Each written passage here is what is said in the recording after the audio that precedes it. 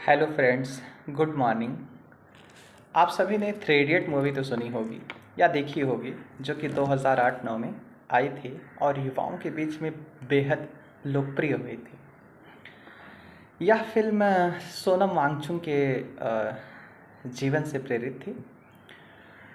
आज हम इस टॉपिक पे इसलिए बात कर रहे हैं कि हाल ही में सोनम वांगचुक की गिरफ्तारी हुई और सोशल मीडिया पे सरकार के द्वारा, विपक्ष के द्वारा और अलग अलग रिपोर्टर्स के द्वारा तरह तरह की बातें सोशल मीडिया पे पोस्ट की जा रही है। और उसको देखने के बाद हम सभी के मन में एक प्रकार का कन्फ्यूज़न सा क्रिएट हो रहा है कि इसमें रियल पहलू है क्या, कौन सही है और कौन गलत।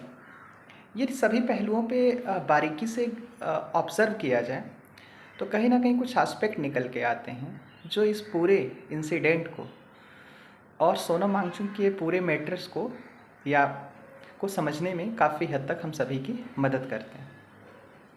सोनम वांगचुक 2019 की बात करें तो उसके पहले वो लद्दाख के लिए एज ए यूनियन टेरिटरी बनाने की मांग कर रहे थे और 2019 में जम्मू कश्मीर और लद्दाख को अलग अलग यूटी का दर्जा देने के बाद सोनम वांगचुक ने सरकार को भी बधाई दिया था।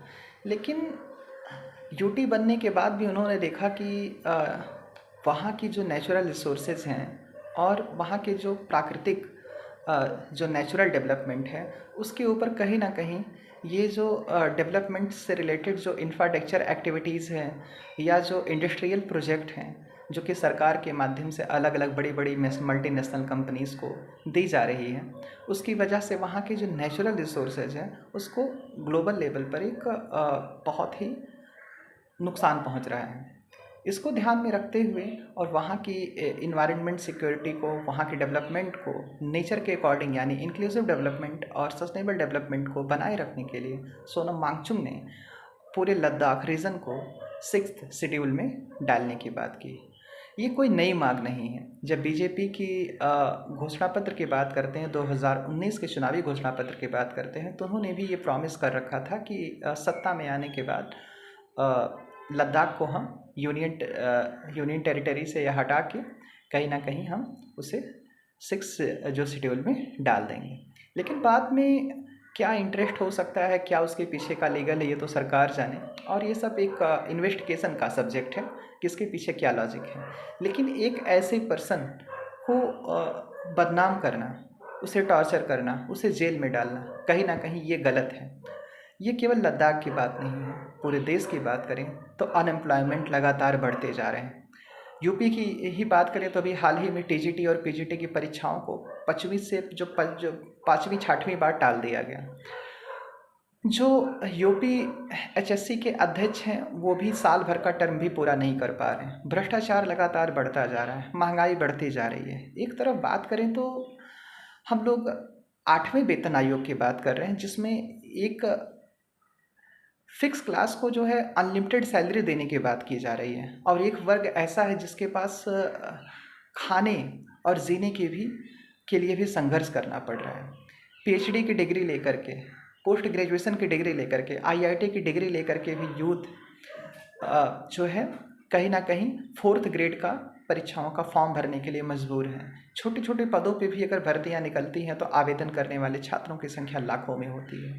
हाल ही में यूपी गवर्नमेंट ने पेट का एग्ज़ाम कराया, जिसमें 400 500 किलोमीटर दूर सेंटर्स भेज दिए गए हैं। इसका क्या अभिप्राय हो सकता है?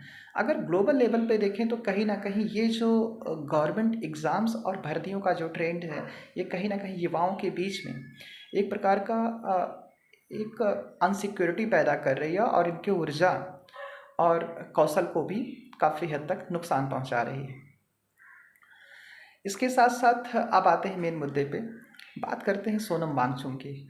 ये देश विदेश में कई सारे अवार्ड्स जीत चुके हैं, एक सम्मानित व्यक्ति रहे हैं, और इसके साथ साथ इन्होंने देश में एक ऐसा मॉडल स्कूल लद्दाख में चलाया है जो कि नेचर के साथ डेवलपमेंट पे बिलीव करती है। सस्टेनेबल डेवलपमेंट से रिलेटेड अनेक मॉडल्स इन्होंने वहाँ पे इंट्रोड्यूस किया है, और लद्दाख के साथ साथ पूरे देश के सामने भी एक न्यू सस्टेनेबल डेवलपमेंट के प्रोजेक्ट को रखा हुआ है कि इस तरीके से भी एजुकेशन दी जा सकती है।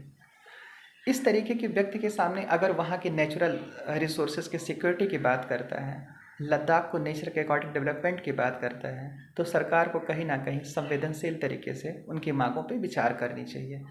उनके 6 शेड्यूल में डालने जाने की वजह से कुछ नेशनल सिक्योरिटीज़ के इशूज़ हो सकते हैं, लेकिन यह सोनम वांगचुक और उनकी टीम के साथ बैठ के सरकार को इस पूरे पहलू पे कहीं ना कहीं बारीकी से विचार करना चाहिए और इस पूरे मामले को बेहद संवेदनशीलता के साथ देखना चाहिए।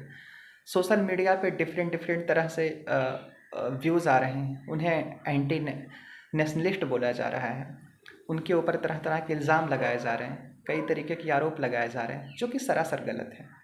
उनके पूरे के पूरे अभी तक के कंट्रीब्यूशंस को देखने के बाद एक तथ्य निकल के क्लियर तरीके से आता है कि सोनम वांगचुक का जो एम है, जो एक मिशन है, ये डेवलपमेंट को एक नई हाइट पे ले जाना है। ग्लोबल वार्मिंग और क्लाइमेट चेंज जैसी प्रॉब्लम्स को लद्दाख से दूर रखना है और पूरे देश के सामने डेवलपमेंट का एक इंक्लूसिव और सस्टेनेबल मॉडल प्रेजेंट करना है। इसके लिए उन्होंने उसकी शुरुआत लद्दाख से की है और अगर 6 शेड्यूल्स की बात कर भी दें, यदि लद्दाख को उसमें शामिल कर भी लिया जाए, तो कहीं ना कहीं नेशनल सिक्योरिटी की बात करें या इंटरनेशनल रिलेशंस की बात करें, जो सेंसिटिव इशूज़ हैं वो भी तो कहीं ना कहीं सेंटर के पास ही रहने वाले हैं।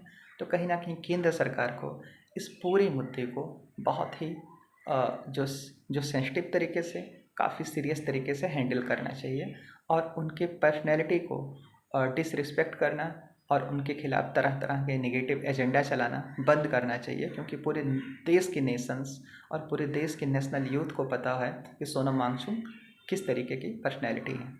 वो एक नेशनल हीरो हैं और पूरा देश का युवा उनका सम्मान करता है। इसीलिए सरकार से निवेदन है कि वह उन्हें जल्द से जल्द रिहा करें और उनकी मांगों को एक लोकतांत्रिक तरीके से उसका समाधान करने की कोशिश करें।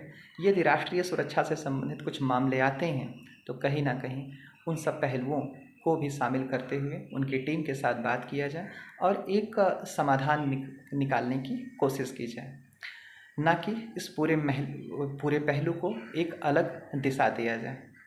तो जिस तरीके के देश में हालात हैं, इस तरीके के मुद्दे को एक बहुत ही संवेदनशील तरीके से देखने की ज़रूरत है, जिससे पूरे देश में लोकतंत्र सुरक्षित रह सके और विकास एक देश को विकसित राष्ट्र बनाया जा सके। बहुत बहुत धन्यवाद।